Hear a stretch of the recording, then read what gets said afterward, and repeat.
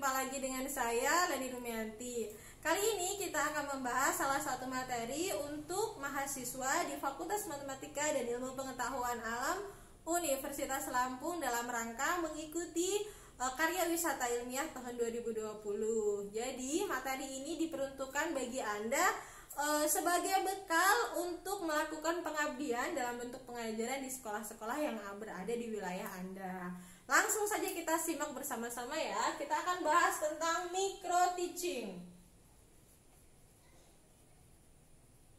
Nah, di sini setelah mengikuti materi ini ada 3 kemampuan dasar yang harus Anda kuasai. Yang pertama, Anda harus bisa mengetahui, memahami apa itu micro teaching itu sendiri. Yang kedua, Anda harus memahami langkah-langkah yang ada dalam micro teaching sehingga persiapan, kemudian pelaksanaan dan evaluasi yang Anda lakukan benar-benar sempurna. Dan yang terakhir, Anda bisa melakukan micro teaching dengan baik dan benar.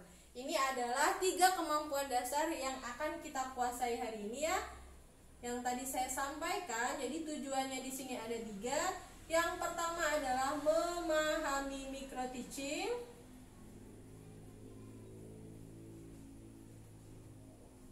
Sedangkan yang kedua di sini adalah memahami langkah dari micro teaching itu sendiri.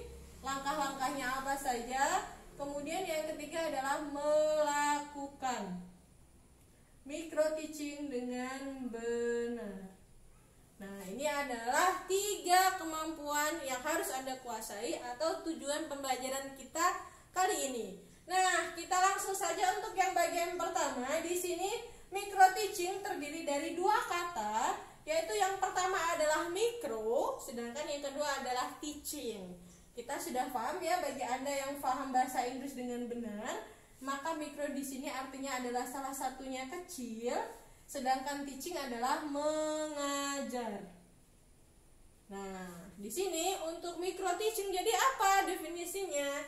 Kita kasih ke sini. Jadi definisinya adalah pengajaran yang disederhanakan. Nah, ini adalah pengertian dari micro teaching. Apa saja yang disederhanakan? Nah, kita langsung saja di sini. Di sini ada 3 hal yang disederhanakan. Yang pertama adalah waktu. Kemudian di sini yang kedua adalah materi. Kemudian yang ketiga di sini adalah jumlah peserta atau jumlah siswa. Nah, jadi pada waktu Anda melakukan micro teaching di sini ada 3 hal yang akan disederhanakan. Yang pertama waktunya. Jadi jika misalkan saja satu pertemuan terdiri dari 100 menit atau 2 SKS seperti itu, maka pada waktu micro teaching hanya menjadi 10 menit saja atau 15 menit. Nah, itu yang pertama, waktunya lebih singkat. Kemudian yang kedua adalah materi. Jika satu pertemuan itu terdiri dari berbagai subbab, maka di sini Anda cukup memilih satu subbab saja yang paling Anda kuasai. Karena tadi waktunya hanya 10 menit ya. Kemudian yang terakhir di sini adalah jumlah peserta. Jika satu kelas terdiri dari sekitar 30 siswa, maka di sini untuk micro teaching hanya terdiri dari 5 sampai 10 siswa saja. Terkadang ada juga micro teaching yang tidak ada siswanya. Itu boleh dan sah saja. Seperti itu ya. Jadi di sini micro teaching buat apa? Jadi micro teaching ini adalah persiapan yang dilakukan oleh calon guru sebelum benar-benar terjun ke lapangan. Jadi benar-benar terjun ke sekolah-sekolah. Nah, ini harus sudah lulus dari micro teaching. Jadi micro teaching kalau di pendidikan atau di Fakultas Keguruan dan Ilmu Pendidikan FKIP di sini adalah satu mata kuliah. Jadi dia mata kuliah yang harus dikuasai oleh calon guru. Seperti itu ya. Jadi kalau Anda di sini bonus nih anak MIPA, biar paham kalau nanti ada yang tertarik menjadi pengajar juga. Salah satunya pengajar itu bisa jadi dosen gitu ya. Nah, di sini selanjutnya setelah yang pertama kita pahami apa itu micro teaching, maka yang kedua langkah-langkahnya. Jadi di sini tahapan dari micro teaching. Nah, apa aja tahapan dari micro teaching? Jadi tahapan micro teaching itu terbagi menjadi 3. Yang pertama adalah tahapan persiapan. Sedangkan yang kedua di sini adalah tahapan pelaksanaan.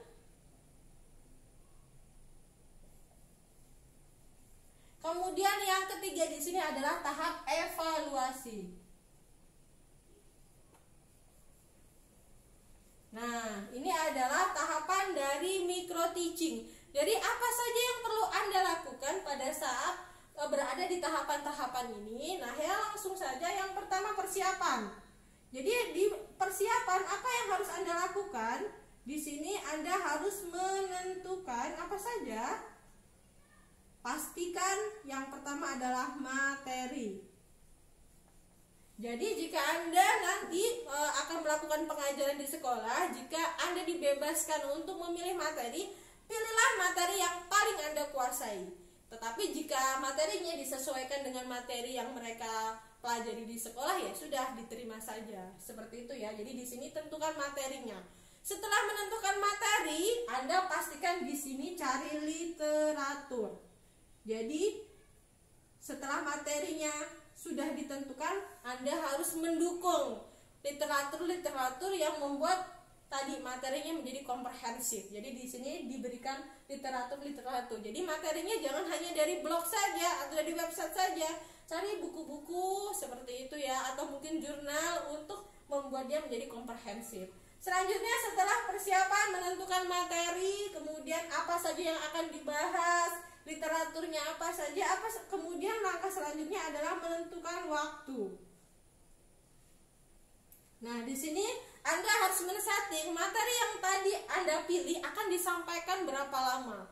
Apakah 1 jam sudah cukup, ataukah 2 jam sudah cukup. Nah, itu Anda harus men-setting atau mengatur. Ini diatur ya, jadi berapa menit per part atau per bagian. Nanti di sini ada kaitannya dengan pelaksanaan. Jadi di sini diatur atau disetting. Disetting per bagiannya. Maksudnya apa? Jadi nanti dibagi setting untuk bagian awal berapa menit, kemudian bagian inti berapa menit, yang terakhir bagian penutup itu berapa menit. Itu disetting waktunya. Jadi Anda sudah mengalokasikan, misalkan dalam satu pertemuan adalah 100 menit. Jadi bagian awalnya kita setting 10 menit saja. Kemudian bagian akhirnya kita masukkan sekitar di situ, kalau 10 menit mungkin terlalu singkat ya, jadi 15 menit lah, anggap 15 menit untuk bagian awal, kemudian untuk akhir juga 15 menit. Jadi di situ sudah 30 menit. Untuk intinya 30 menit juga jika waktunya adalah 60 menit. Jadi di sini disetting perbagiannya berapa menit. Kemudian setelah waktu, di sini Anda juga harus menentukan apa yang ditentukan adalah metodenya. Jadi metode Anda dalam mengajar itu menggunakan metode apa? Contoh seperti saya, di sini saya sedang berceramah. Di sini adalah salah satunya adalah berceramah. Tetapi saya menghimbau bagi Anda jangan hanya berceramah. Kenapa? Karena kalau cuma ceramah aja kurang menarik. Jadi diberikan apa? Contohnya saja di sini ya, kita kasih contoh. Di sini bisa ceramah. Kemudian ada diskusi. Kemudian ada simulasi, kemudian ada demonstrasi, dan seterusnya. Ini banyak sekali. Jadi silakan Anda tentukan di sini dan lain-lain ya, DLL itu banyak sekali. Di sini contohnya simulasi. Simulasi sekarang saya ambil misalkan di fisika ya, kita ambil di sini nih. Contohnya seperti ini simulasi. Jadi di sini kalau saya yang mengerjakan sendiri, artinya di sini saya demonstrasi. Saya hanya mendemonstrasikan saja. Misalkan saya sedang membahas tentang tekanan. Nah, saya lihat nih, coba diperhatikan anak-anak atau teman-teman seperti itu ya. Di sini ini adalah contoh tadi saya melakukan metodenya simulasi. Jadi saya membawa barang-barang yang saya bawa sendiri. Itu barang-barangnya bisa dari dari sekitar rumah Anda, seperti itu. Tidak harus menggunakan alat-alat dari laboratorium. Ini contoh dari metode tadi ya. Metodenya saya misalkan di sini menggunakan simulasi. Kalau simulasi siswanya juga ikut serta. Tapi kalau di sini cuman saya sendiri yang membawa, ya kita sendiri demonstrasi. Nah, ini contohnya ya. Nanti akan saya jelaskan lebih lanjut. Ini contoh dari simulasi atau demonstrasi. Selanjutnya setelah metode dilakukan, maka apa yang perlu ditentukan? Di situ adalah media. Tadi ya yang saya bawa itu salah satu medianya. Media untuk mendukung tadi. Kalau kita sudah menentukan simulasi, pasti ada barang-barang yang dibawa. Yang tadi saya contohkan ada pena, kemudian ada pensil, itu adalah media. Media yang saya gunakan untuk menyampaikan materi. Misalkan tadi yang saya sampaikan, saya akan membahas tentang tekanan, maka saya pakai itu. Contoh juga apa di sini ya medianya, bisa menggunakan papan tulis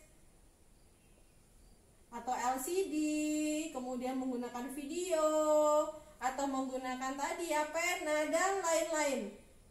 Ini bisa menggunakan dari peralatan-peralatan yang berada di rumah tangga Anda. Menggunakan barang bekas gimana Bu? Lebih bagus lagi, artinya tidak dibuang barang-barang tersebut. Nah selanjutnya setelah ini adalah bagian paling tidak Anda harus melakukan 4 hal untuk dipersiapkan. Selanjutnya pada tahap pelaksanaan, apa yang harus Anda lakukan? Nah, di pelaksanaan di sini kita tulis ke bawah saja ya, karena biar panjang. Jadi untuk tahapan pelaksanaan di sini ada 3 yang harus Anda lakukan, yaitu awal, kemudian di sini adalah inti, kemudian di sini adalah akhir. Ini adalah pelaksanaan waktu Anda ngajar. Langsung tuh kita lagi ngajar nih. Jadi waktu ngajar itu Anda harus men-setting bagian awal seperti yang tadi waktunya. Setting bagian per bagian. Ini awal, ini inti, ini akhir. Berapa waktu yang digunakan? Misalkan saja di sini 15, yang tadi saya sampaikan di sini 15, kemudian di sini 30 menit. Jadi Anda sudah men-setting waktunya berapa lama Anda itu di bagian awal, kemudian di bagian inti menjelaskan materinya, kemudian di bagian akhir. Itu sudah harus disetting. Ini waktunya beda-beda ya, sesuai tadi, sesuai settingan Anda. Tidak sama antara satu pelajaran dengan yang lainnya. Misalkan matematika atau fisika, kimia atau biologi itu berbeda-beda. Nah, di sini untuk awal itu ngapain aja saya? Kalau Anda sedang micro teaching atau benar-benar menjelaskan di dalam ruangan kelas seperti itu, apa yang harus saya lakukan di awal? Nah, di awal Anda harus melakukan yang pertama kali adalah pastikan mengucapkan salam. Misalkan saja, Assalamualaikum warahmatullahi wabarakatuh. Itu bagi yang muslim. Mungkin untuk yang bukan muslim, misalkan selamat pagi anak-anak, seperti itu. Atau selamat siang teman-teman. Itu terserah dan tergantung dengan kreativitas Anda. Itu untuk salam. Kemudian selanjutnya di sini apa lagi yang harus Anda lakukan di bagian awal? Anda juga harus menyapa, melakukan sapaan. Misalnya gimana? Biasanya adalah bagaimana kabarnya hari ini? Seperti itu. Apa kabar kalian? Itu tadi ya, itu kalimat sapaan yang mungkin disesuaikan dengan daerahnya masing-masing. Boleh nggak dengan menggunakan bahasa Jawa, misalkan orang Jawa di situ ya, atau menggunakan bahasa Batak atau menggunakan bahasa Inggris? Boleh, silahkan, itu berkreativitas. Yang penting siswanya tertarik dengan Anda. Itu bagian sapaannya. Kemudian selanjutnya setelah menyapa apa? Setelah menyapa jangan lupa seperti saya tadi, Anda harus menyebutkan atau menuliskan tujuan pembelajaran. Ini sangat penting ya. Kenapa? Agar siswanya tahu mau ngapain dia pada pertemuan kali ini. Jadi ngerti, sekarang saya lagi belajar apa sih gitu loh. Mau apa yang saya pelajari, ilmu apa yang mau akan saya gali. Nah, di sini tujuan pembelajaran harus disampaikan. Boleh dituliskan, itu lebih baik. Ini contohnya saya tuliskan. Kalau mau disampaikan saja juga tidak masalah, tapi di situ harus Anda di sini ya, di sini harus dilakukan. Yang harus dilakukan. Oke, selanjutnya setelah tujuan pembelajaran apa? Di sini biasanya adalah persepsi. Persepsi itu maksudnya apa sih Bu? Nah, persepsi itu seperti sesuatu yang menggiring ke dalam inti materi. Misalkan saja Anda membawa tadi ya pertanyaan-pertanyaan yang dilontarkan kepada siswa sebelum masuk materi. Seperti yang tadi saya sampaikan ya, persepsi tadi. Di sini saya punya ini nih, misalkan nih, saya punya di sini ada bantalannya, kemudian di sini saya ada jarum. Bisa dilihat ya di sini luas permukaannya. Kemudian di sini ini adalah yang pertama jarum, kemudian di sini adalah pena. Tapi penanya pada saat dibeginikan ya. Nah, boleh begini, boleh pas pada saat dia nyala atau tidak, seperti itu. Kemudian di sini ada pensil. Nah, untuk persepsi misalkan saja saya nanya nih, ini ada pensil, kemudian ada pena, kemudian ada jarum. Pada saat saya masukkan ke dalam bantalan, mana yang lebih dalam, lebih dalam masuk ke dalam bantalan. Nah, nanti silakan ditanyakan kepada siswanya, silakan dilemparkan pertanyaan itu kepada siswanya. Untuk apa? Untuk menggali persepsi mereka. Kira-kira apa yang dipikirkan mereka tentang materi yang akan Anda sampaikan. Jadi ketahuan. Seperti itu. Misalkan juga yang biologi. Nah, saya bawa lagi nih yang biologi. Nah, ini yang lagi booming ya, salah satu bunga yang lagi tren seperti itu. Ini adalah bunga keladi kalau tidak salah namanya. Nah, kemudian ini ada daun pandan. Kemudian saya ambil satu lagi, di sini ada daun jambu monyet. Nah, di sini saya pada saat melakukan persepsi saya juga bisa nanya nih, apa perbedaan antara ketiga dari daun yang saya bawa? Nah, ini daun monyet, kemudian ini daun keladi, dan ini adalah daun pandan. Apa perbedaan yang bisa Anda lihat? Atau permukaan fisiknya atau apa? Silakan dijelaskan. Nah, ini bisa menggali persepsi yang ada di pikiran mereka masing-masing. Seperti itu. Itu sebelum Anda menjelaskan. Jadi, Anda pancing dulu pendapat-pendapat mereka. Jadi, pola-pola pikiran mereka sebelum Anda menyampaikan materinya. Seperti itu. Itu adalah persepsinya. Nanti ini disetting ya, waktunya berapa lama? Misalkan 15 menit ya. Sudah 15 menit, kalau sudah selesai, sudah ditinggal, dicukupkan. Lanjut ke inti. Nah, ini adalah intisari, ruh dari materinya. Kenapa? Karena kalau sebagus apapun Anda menyampaikan materi, tapi kalau nggak nyambung ya sama aja. Nah, di sini untuk inti, di sini intinya adalah yang pertama tadi ya, menyampaikan materi. Tadi materinya harus disampaikan. Ini diusahakan jangan hanya menggunakan ceramah. Jadi diusahakan tadi ya, misalkan dengan menggunakan simulasi yang tadi saya lakukan. Ini kalau seumpamanya saya megang, itu namanya demonstrasi. Tapi kalau mereka mahasiswa, Bu saya pinjem gitu, boleh nggak Bu saya lihat-lihat? Boleh. Kalau mereka pegang-pegang, ngelihat, ngerasain, nah itu namanya simulasi. Jadi itu lebih lebih bagus jika berkontak langsung. Jadi jadi ada indranya yang melakukan pembelajaran, bukan hanya dengan melihat saja. Itu lebih bagus ya. Jadi menyampaikan materi, apalagi anak-anak zaman sekarang ya, untuk era 4.0. Jadi jangan hindari hanya menggunakan ceramah saja. Anda bisa menggunakan barang-barang di sekitar Anda untuk menjelaskan tadi. Misalkan saya bawa ini bunga nih, jadi saya mau menjelaskan apa? Misalkan saya mau membahas tentang tadi tulang-tulang dari si jari dari bunganya. Ini pasti udah kelihatan ya. Kalau keladi kelihatan berbeda, dia menjari seperti itu. Pun sama dengan jambu monyet, ini kelihatan seperti menjari ya, seperti itu. Nah, tapi kalau buat pandan ini udah beda, ini strukturnya berbeda dengan yang dua ini bisa kelihatan gitu kan. Nah, ini saya bawa pada saat saya menjelaskan tentang struktur daun seperti itu. Pun sama tadi, pada saat tadi nih kita menjelaskan di sini. Jadi nggak cuma ceramah aja, ada sesuatu yang digerakkan oleh si siswa. Nah, di sini kita bisa lihat ya. Jadi mana ketiga benda ini yang bisa memberikan tadi tekanan yang paling tinggi? Mana yang akan Anda jawab? Apakah jarum, kemudian apakah pena, ataukah apakah pensil? Nah, apa penjelasannya? Apa alasannya? Nanti mereka akan langsung menggunakan nalar mereka masing-masing. Nah, itu contoh dari tadi materi disampaikan jangan hanya ceramah saja, itu dihindari ya. Jadi bisa menggunakan simulasi dan lainnya. Selanjutnya setelah materi disampaikan, apa yang harus dilakukan? Pasti dilakukan dengan tanya jawab. Nah, ini ya, ini gunakan tanya jawab. Jadi Anda beri beberapa pertanyaan untuk menggali pemahaman si siswanya.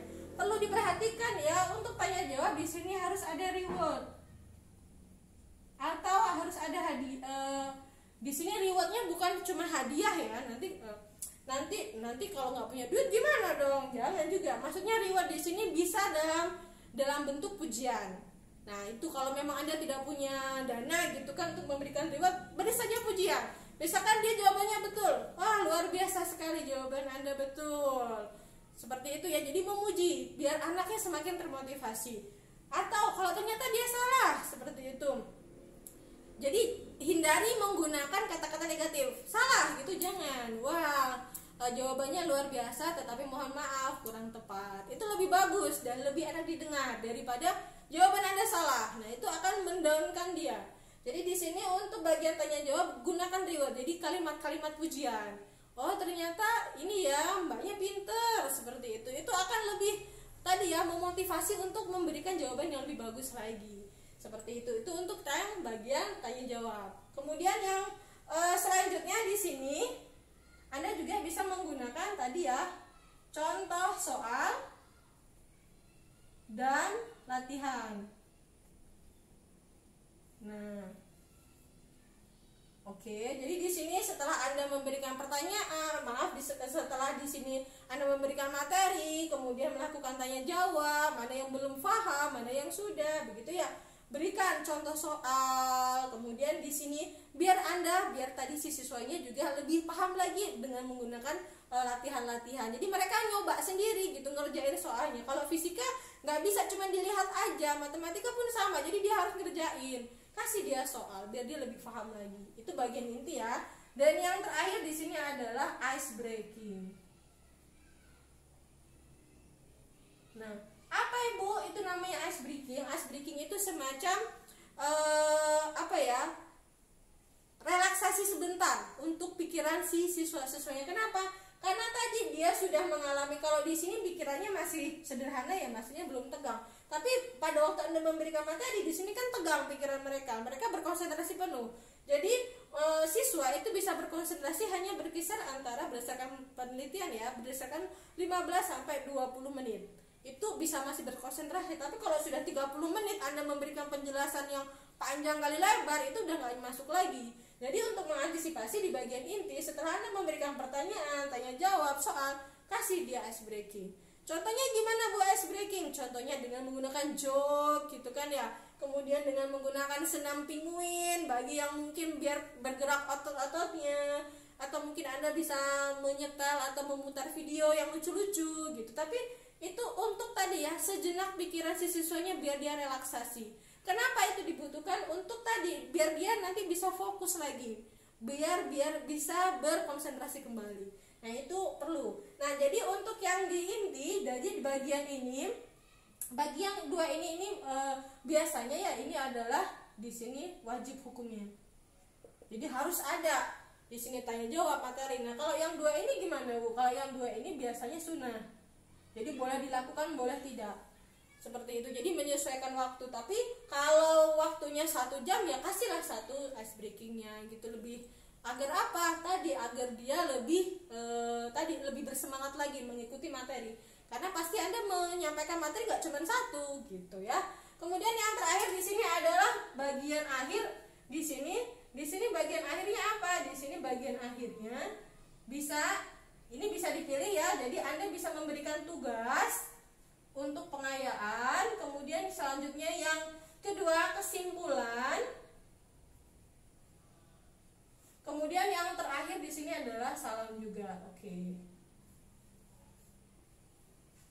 Nah, di sini tugas boleh diberikan, boleh tidak, tergantung kondisi. Nah, kalau kesimpulan itu wajib. Wajibnya kenapa? Biar Anda tahu sebenarnya siswa Anda itu udah paham belum dengan materi yang Anda sampaikan. Jadi di situ Anda harus melihat. Di sini kesimpulan yang menyimpulkan siapa? Pastinya bukan Anda, tetapi siswanya. Jadi pilih, lontarkan ke siswa siapa yang mau menyimpulkan pembelajaran kali ini. Seperti itu. Biar mereka ketahuan siapa yang nyambung dan siapa yang tidak. Karena itu adalah ruhnya ya. Kemudian yang terakhir pasti diucapkan, ditutup dengan ucapan salam. Nah, ini adalah proses yang harus dilakukan di tahap pelaksanaan. Kemudian yang terakhir di tahap evaluasi. Nah, untuk mengevaluasi tadi secara keseluruhan apakah tadi materi yang Anda sampaikan itu bisa dicerna oleh siswa, maka di sini dilakukanlah namanya kuis atau dengan menggunakan ujian. Seperti itu ya. Nah, untuk ujian sendiri tergantung ya, kalau memang di tempat Anda tidak ada IT, tidak ada teknologi ya sudah, lakukan dengan cara manual. Di sini kuisnya bisa dengan menggunakan cara manual. Dengan menggunakan manual ya jika memang tidak ada. Kemudian yang terakhir di sini dengan menggunakan IT. Dengan menggunakan IT contohnya apa? Dengan menggunakan salah satu aplikasi atau Quizizz. Ini bisa Anda lakukan. Jadi pakai aja quizizz.com. itu aplikasi ujian berbasis game online. Jadi luar biasa sekali, apalagi untuk anak-anak usia SMP, SMA itu udah sangat menarik karena ada suaranya, kemudian ada gambar-gambar, jadi itu bisa menambah motivasinya.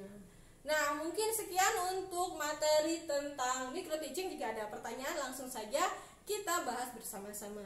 Terima kasih atas perhatiannya dan saya Ria. Assalamualaikum warahmatullahi wabarakatuh.